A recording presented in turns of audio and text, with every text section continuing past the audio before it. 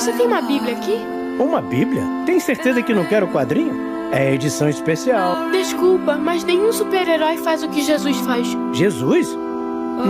Ele não morreu há muito tempo? Sim, mas ele levantou. Ele tá vivo.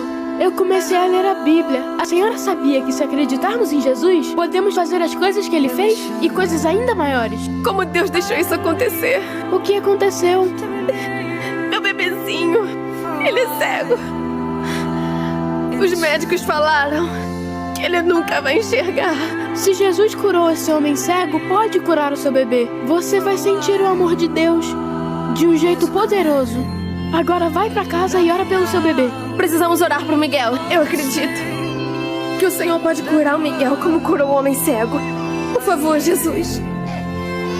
Faça ele capaz de ver. Por favor.